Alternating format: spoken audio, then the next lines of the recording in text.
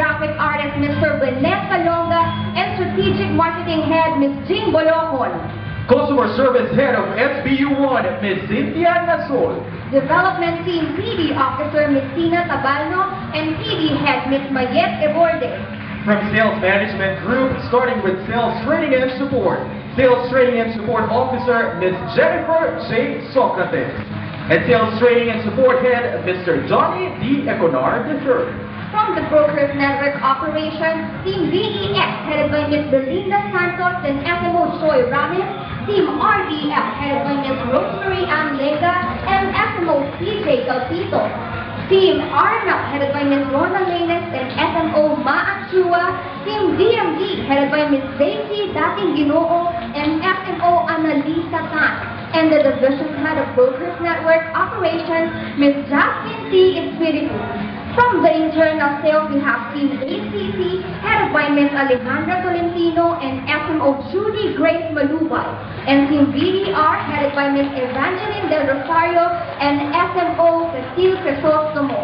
From the lead brokers group, we have Team EBX, headed by Mr. Edgardo Samonte and SMO Alvin Santos.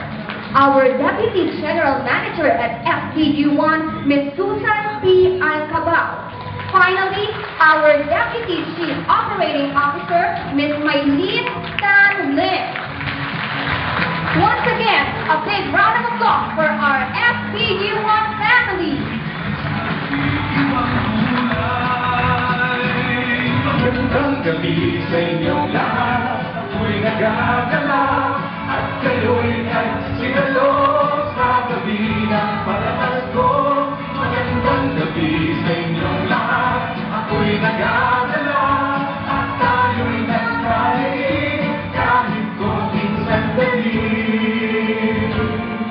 Nagtingin na ang ilaw, nahanap ay kayo.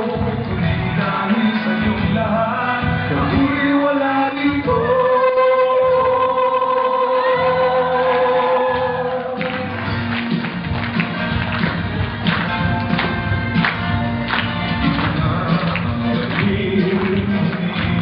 Hintay, sana'y di mabukas, sana'y nanginginig, alay sa lahat ng lumangin. Maraming salamat inyong lahat at sa muling kasama.